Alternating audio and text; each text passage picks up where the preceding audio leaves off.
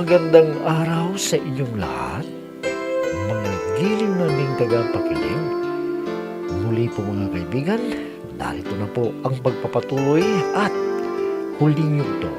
Nagliham kasaysayan na ipinadala ni Anita dito sa ating dulang. Love and Memories.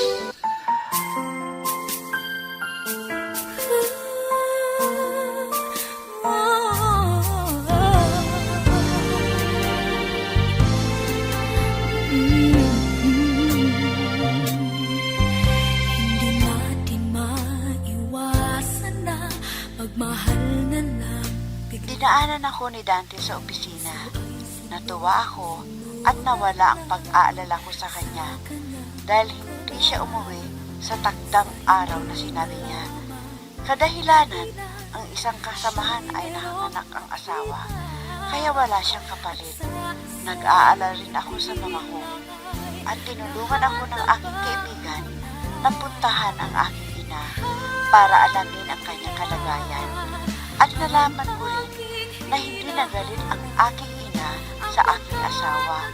Pero may sakit siya, kaya naisipan kong dalawin kaagad. Pero dumaan muna ako sa palengke para ibili ng prutas na pasalubong ko sa kanya.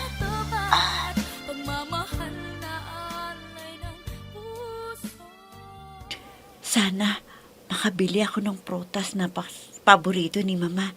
Naku, sabi ko na rin makita ang aking ina. Salamat naman at naintindihan niya ako at tanggapin na niya sana si Dante. Teka, may makakasalubong ako. Hindi ko na maiwasan ito. Nagkita na niya ako.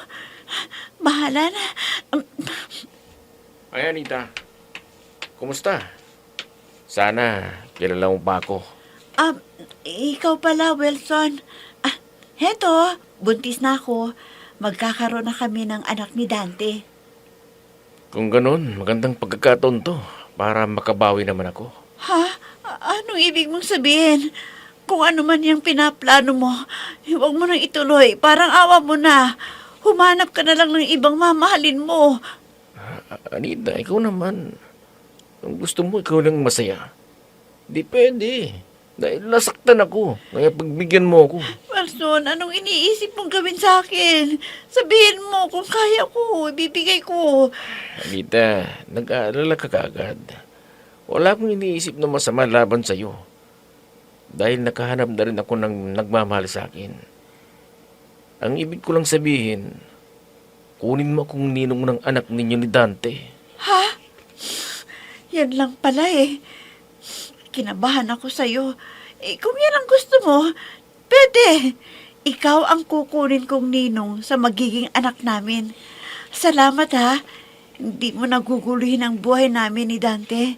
Salamat sa'yo, Wilson.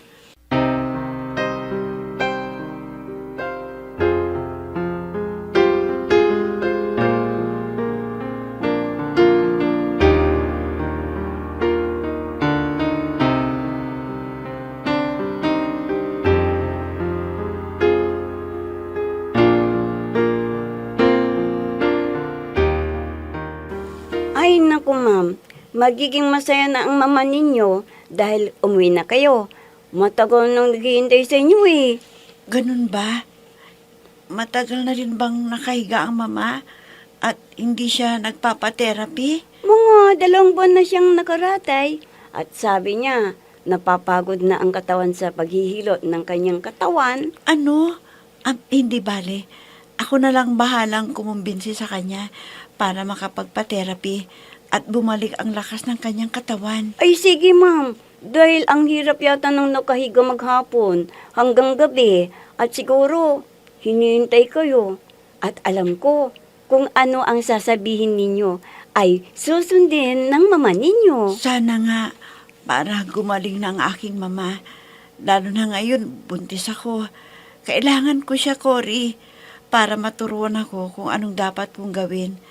Sige ha, pupuntahan ko muna si mama sa kwarto para makausap ko siya tungkol sa kanyang kalagayan.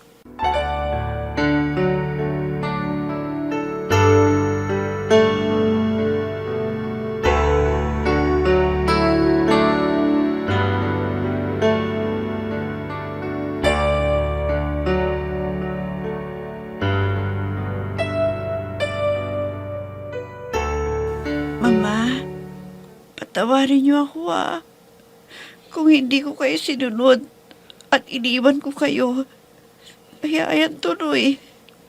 Ada, Ganyan ang nangyari sa inyo. wala kang kasalanan sa nangyari sa akin. Siguro ito ang aking kapalaran at pinapatawad ko na kayo. O, bakit hindi mo kasama ang asawa mo? Buwan po, Mama. Kasama ko sana siya pero biglaan na tinawagan at may operasyon na naman sila. Kaya ako munang pumunta dito nang sinabi ng kaibigan ko na may sakit po kayo. Ay, salamat anak. Patawarin mo rin ako kung nakialam ako sa pagpili ng mamahalin mo. Kaya nakipagtanad ka, pero nauunawaan na kita ngayon, anak. Maraming salamat po, Mama. Gusto ko rin na maging maayos ang relasyon nating mag-ina. Pag umuwi ang asawa ko, isasama ko siya dito, Mama. Oo naman, iha. At teka, buntis ka na pala. Nagpakasal na ba kayo? Opo, pero sa West nga lang. Sabi ni Dante, mag-iipon muna, saka kami magpapakasal sa simbahan. Sige, Anita. Ako na ang bahala sa pagpapakasal ninyo sa simbahan. Kaya kailangan na magpagaling agad ako. At lahat ng gastos ay sagot ko na. Ako, Mama, siguradong matutuwa si Dante niyan pag nalaman niya na tutulungan ninyo kami. At para hindi na kayo malungkot, kukumbinsin ko ang aking asawa na dito na kami titira.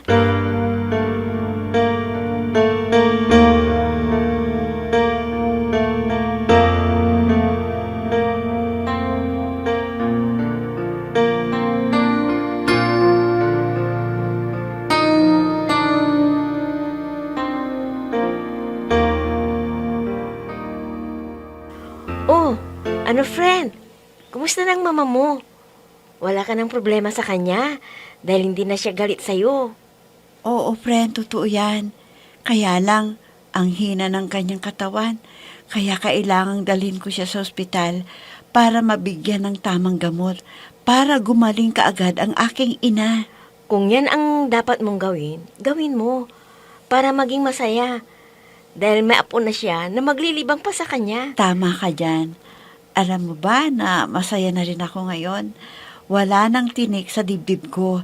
Ang gaan ng aking pakiramdam dahil napatawad na kami ni Mama. Sigurado rin na matutuwa si Dante kung magkakaharap na sila ng mama mo at magkakasundo. Magiging masaya na ang pamilya ninyo. Alam mo ba, friend? Tinupad ng Diyos ang aking panalangin na magkaayos kami ng aking ina at ako na raw ang magdidesisyon kung ano ang dapat para sa aming magandang kinabukasan. Aba, mabuti naman at nagbago na ng ugali ang mama mo. Noon, siya lahat ang nasusunod. Sa bagay, pag alam niya na nagkamali sa ginawa niya, ay may pagsisisi sa bandang huli. Oo, friend. Talaga namang ganyan Lahat tayo nagkakamali. Pero sa bandang huli, nagbabago rin ang kanyang ugali kung maisip niya na nagkamali siya.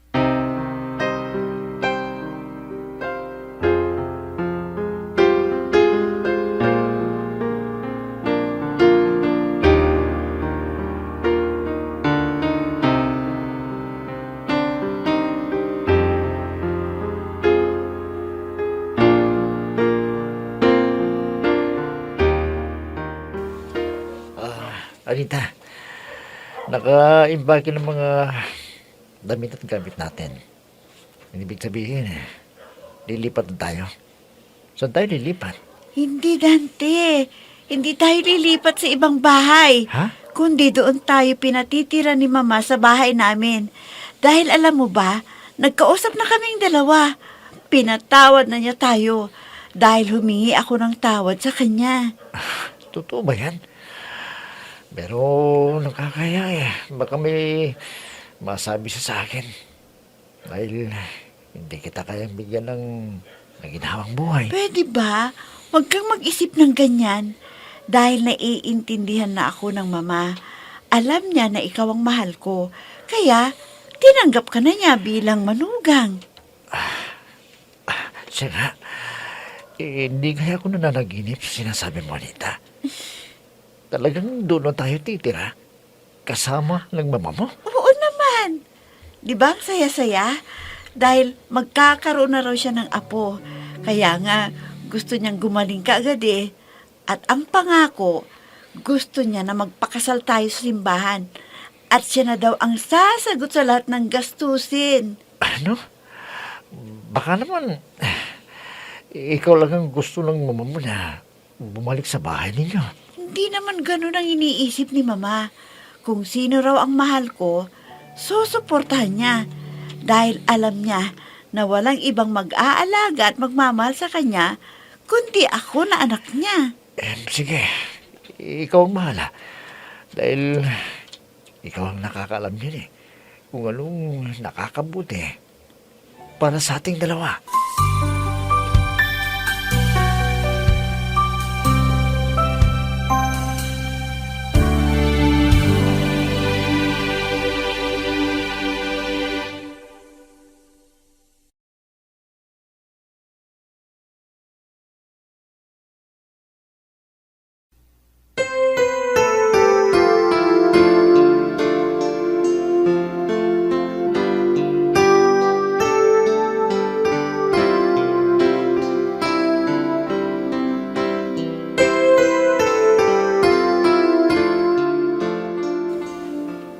Ay, mabuti naman at umuwi ka na, Dante.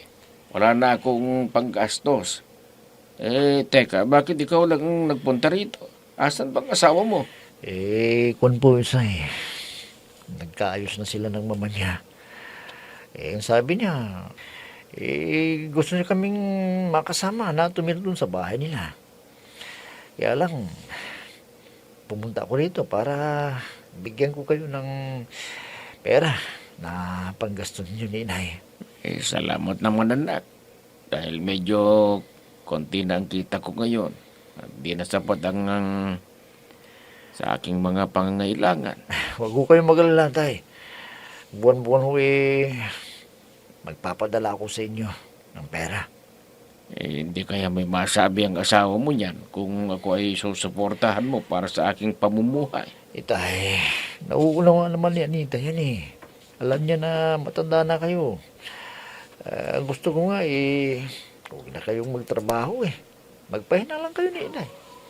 Para hindi kayo maiip. Magtanim-tanim kayo ng mga gulay diyan sa bakuran. Para may ginagawa kayo. At inaalagaan. Mga manok. Para hindi na kayo bibili kung sakaling gusto ninyong mag-ulam ng manok. Magtinula kayo. Oo nga, no, anak. Maganda yung naisip mo. At malilibang pa ako. At baka makabenta pa ako ng gulay. O di may dagdag para sa gastos ko. Kaya nga ganun na lang ang gawin ninyo, tay. Para may libangan pa kayo. Magkakakitaan pa ninyo. Salamat sa paraan na naisip mo, Dante. Kahit nag-iisa ako dito, ay hindi ako malulungkot dahil may ginagawa ako.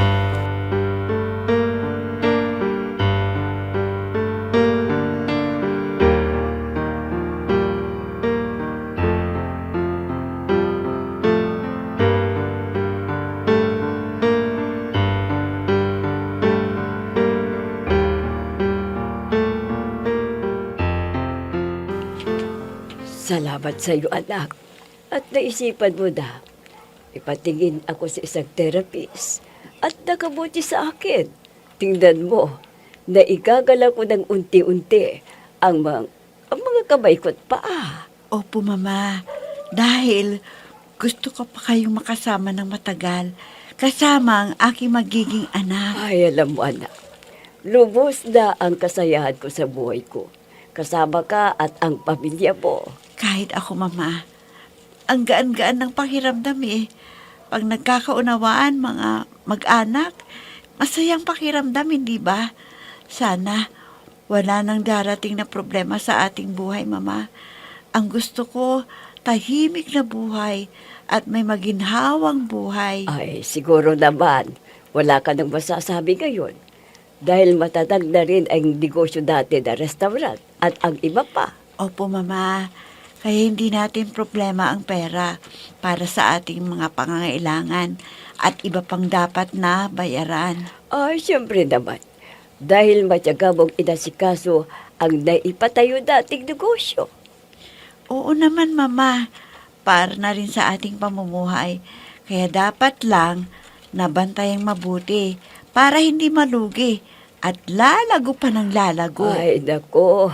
Napakabuti mong anak, Anita. Kahit nag-iisa ka, hindi ka naging problema sa akin. At tinapos mo ang iyong pag-aaral. Kaya naging matagumpay ka sa pagpapalago ng negosyo natin. Ay, salamat, anak, sa kabutihan mo sa akin.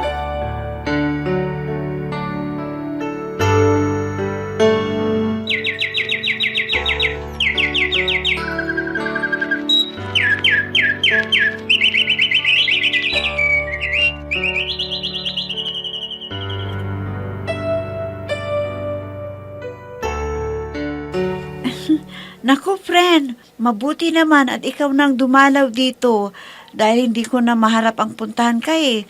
Dahil alam mo naman, may inaalagaan ako mga anak at asawa, pati na ang mama. Oo nga eh. Kaya alam ko na, namimiss mo rin ako. Gaya ng pagkamiss ko sa'yo dati. Sa pagsasama natin sa mga lakaran. Oh, tingnan mo, may dalawa ka ng anak na nagpapasaya sa inyong mag-asawa. At sa mama mo. Ayun sila oh. Nagkakasayahan na sila ng mga bata. Oo nga, friend. Alam mo, hindi sila makulit. Ang panganay namin ni Dante, inaalagaan ng kapatid kung naglalaro sila. Kung ganon, mababait ang mga anak mo. Kaya maswerte ka sa pamilya mo at sa napili mong asawa. Mabait siya at mapagmahal. Totoo yung sinabi mo, friend. Wala akong problema kay Dante. Hindi gaya sa ibang asawa. Pag nagtagal nang nagsama at may anak na, medyo nababawasan ng pagmamahal sa isa't isa. Naghahanap ng iba yung lalaki. Sinabi mo pa. Kaya may mga mag-asawa na naghihiwalay dahil sa pambababae ng asawa nila. Eh, kung pipiliin ang asawa o ang kabit niya. Sa bagay, friend, hindi naman lahat ng bagay na ibibigay ng asawa. Meron din pangkukulang na kung hindi mapag-usapan, talagang mali ang kanilang tatahaking landas. Eh kami, hindi kami nag-aaway ng asawa ko. Kaya, masaya ako sa piling ni Dante. Minsan ng isang simpleng ngiti ay mayroong dala, isang tapat na hangarin at pangakong dakila. Hindi man ito pinapansin. Alam mo ba, Dante, kung ganitong kasama kita, lubos ang kasayahan ko. Sana, huwag ka nang sumama sa pagre-raid ha, sa mga sindikato at sa paghuli ng mga nasasangkot sa droga. Anita, sana ang maunawahan mong trabaho ko bilang isang pulis. Kailangan na mahuli ang mga masasamang loob na yan na nagbibenta ng mga droga. Dahil maraming buhay ang nasisira dahil sa paggamit ng bawal na gamot na yan. Kasi lagi na lang may kaba sa aking dibdib tuwing wala ka sa piling ko at hindi mo alam ang panganib na darating sa inyo sa mga engkwentro ninyo sa mga sindikato. Huwag mong isipin yan. Basta manalangin ka lang, magdasal ka na. Sana ligtas ako sa anumang kapahamakan. At makauwi ako sa inyo na pamilya ko. Ang hiling ko lang sa iyo, Dante, sana maging tapat ka sa ating pagmamahalan para maging maayos ang relasyon natin bilang mag-asawa. Anita, pinapangako ko sa iyo. Ikaw lang ang babaeng mamahalin ko at nandito sa puso ko. At kayo ng mga anak ko, hindi ko ipagpapalit kanino man. Mahal na mahal ko kayo dahil kayo ang buhay ko.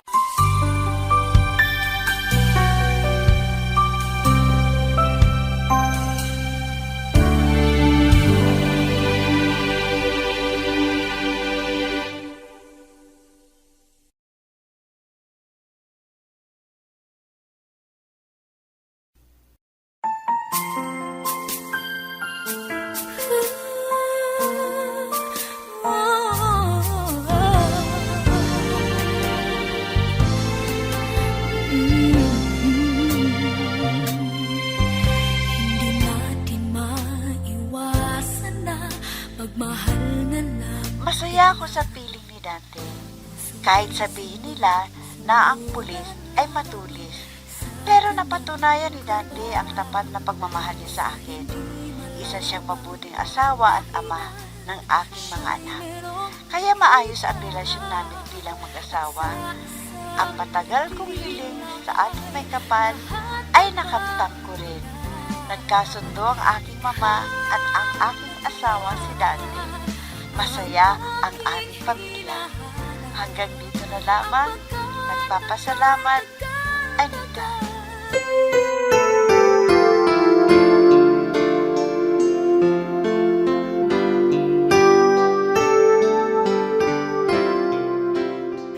At dyan na po nagtatapos, mga kaibigan, ang liham kasaysayan na ipinadala ni Anita. At naway kinapulutan ninyo ng aral sa buhay ang kanyang kasaysayan. Hanggang sa muli, mga kaibigan, muli po ninyong abangan ang mga bago naming isasadala na padala ng ating mga tagapakinig dito pa rin sa ating dulang Love and Memories. Mga nagbibigay buhay sa ating dula ay sina Mayra Abrihal Narnola, Susan Malikdem, Robert de Guzman, Yehuda Ismael, Eva Alcoriza, Jun Cabato, Ami Diaz, at si Oscar Ora. Technical supervision at musika ni Oscar Ora. Nilapatan ng tunog ni Robert de Guzman. Mula sa panulat at direksyon ni Ami Diaz. Love and Memories. Inihahandog sa inyo ng F3 Recording Studio para sa Pambansang Radyo ng Pilipinas, Bombo Radio, Philippines.